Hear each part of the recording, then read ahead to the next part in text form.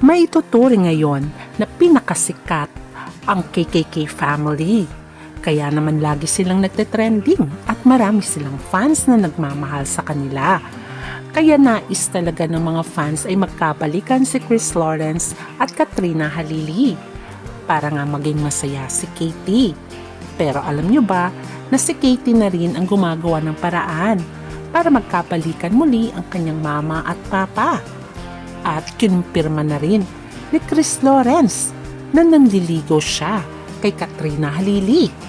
Ayon sa isang source kung saan ay isang reporter ang sinabihan niya dito, ating alamin ang buong katotohanan.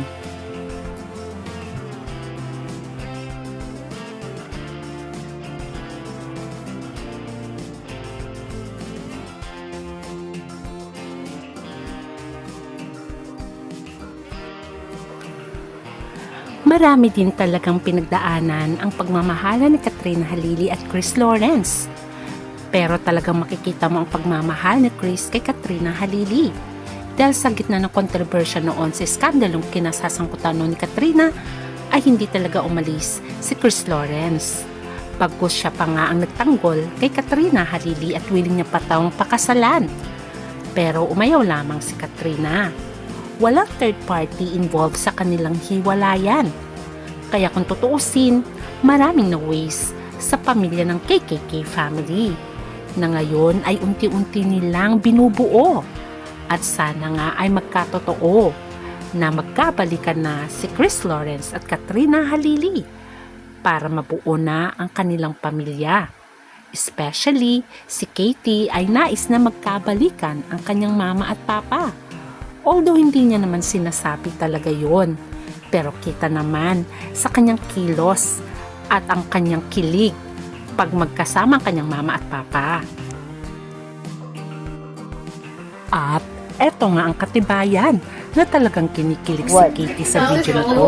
At talagang lagi nang kinukulit ang kanyang mama na sana nga daw ay magkabalikan sila ng kanyang papa at gusto nga niya na may nose to nose at gusto niya rin ikasal sila. Kayo na ang bahalang humusga kung ano nga ba talaga ang nararamdaman ni Katie tungkol dito. Kung tama ba sa tingin natin na nais ni Katie na magkabalikan ang kanyang mama at papa. What do you think? Comment down. Lagi mo na lang tinitingnan, ano? Yes. Favorite mo i-bully? Yes. I love you.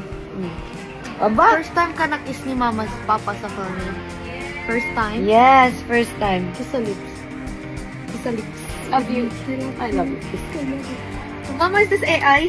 That's all AI. Katie, ano? Ba't yung ganyan? Bakit? That's bad. Ano ba? What's that? Princess is in my shoulder. Mama, princess is in my Yeah, I shoulder. like that. Princess, man lang pag-usapan natin. I want you and daddy. Aba? Love you. Ang cute mo dito. Ang cute ko? Ang cute mo. Ang cute mo dito. Wala ka na. Good night. Bakit bahala ako? Okay. Daddy kissing mom in the forehead. Dad kissing mom in lips. Yay! No! Good night, Katie. Dad, okay. Nose to nose kayo. No, nose to nose. Dad kissing mom in the nose. Dad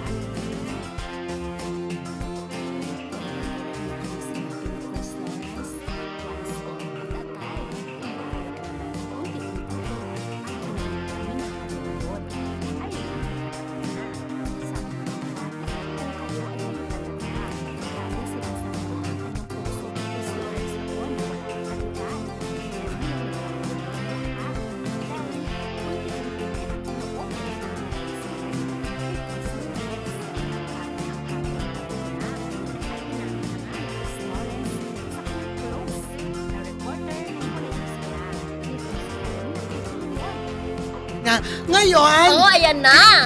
kinati ang kamay ko. Oo, scoop ito, Ma-message- scoop. Ma-message ko nga itong kaibigan kong si Chris Lawrence. Oo. At yun na nga, Mildred. Oo. Oo, sa message niya sa akin, ang sabi niya, kakahiwalay pa lang daw nila ng kanyang girlfriend. Oo, Diyos ko. Ayun. Kaya naman tama din ang ginawa ni Chris Lawrence na ligawan muli si Katrina Halili at suyuin dahil tulad ng sinabi ni Kat na hindi naman basta-basta na dahil naging close sila at co-parenting ay ganun na lamang yun. Siyempre may proseso yun. At ngayon lang ulit sila naging close ni Chris Lawrence after all these years. Ngayon lang din sila nag-usap ng matino at ngayon lang sila talaga nagkaroon ng bonding. Kaya dapat lang na one step at a time talaga. Pero ang maganda, at least bumabalik na ang kanilang closeness muli. At wala nang ilangan. Tulad dati nung January na nag-staycation sila ay merong pang ilangan. Ngayon ay super close na sila. Especially nung nagbakasyon sila sa El Nido. Bumabalik na muli ang kanilang feelings sa isa't isa. After ng pagbalik nila from El Nido, ay kita mo naman na palagi na silang nagbabanding at palagi nang pumupunta si Chris Lawrence sa bahay ni Katrina Halili. At hindi lamang yon, nakapunta na rin itong si Katrina Halili at si Katie sa condo unit nitong si KL. At dito mo masasabi na wala na talagang Carmina kay De Leon na makikita sa condo ni Chris Lawrence tulad ng sinasabi ng mga bashers na kesyo collaboration lamang at co-parenting ito. Pero makikita mo na sinabi nga ni Kat na alangan naman sama ng sama si KL kung may girlfriend pa ito. Kaya naman nakakatuwa kung gaano kamahal ni Chris Lawrence si Katrina Halili all through these years ay talagang mahal niya ito dahil nagpatato pa nga ito ng mukha ni Katrina. At hindi lamang yon, kahit hiwalay na sila ay nagpapadala pa ito ng flowers tuwing may special occasion. Kita naman dito kung gaano niya ka-love si Kat. O diba, siya pa nga naglalagay talaga ng sunscreen sa likod ni Katrina. At talagang very concerned siya kay Kat. At binuhat niya pa nga ito during sa El Nido trip. Dito ay kinalong na lamang siya ni KL dahil bawal ngang mabasa si Kat dahil may period dito. Kaya kita nga dito kung gaano niya ka-love si Kat. O diba naman, siguro nga ay may something na sa dalawang ito. At ang nakakatuwa pa, pag may trabaho itong si Katrina Halili, for example may shooting siya, ay si Chris Lawrence ang pumupunta sa bahay nila para tignan si Katie. At makikita mo na halos araw-araw ay nandun si KL sa bahay ni Kat.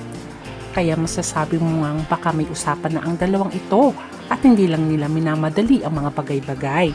Kita mo nga si Katie pa nga kumuha ng video na makikita si Chris at si Katrina Halili. O diba naman ang sweet ng KKK family. Tulad ng wish ng bawat fans na sana mabuo ang KKK family, yan din ang wish ng pamilya ni Kat at ganoon din naman ang pamilya ni Chris Lawrence para maging masaya ng tuluyan si Katie. At syempre tulad ng sinasabi nila, hindi nila minamadali ang bagay-bagay. Pero ang importante, pagdating ng araw ay sa kasalan ang hantungan. Itong ating abangan. Bye!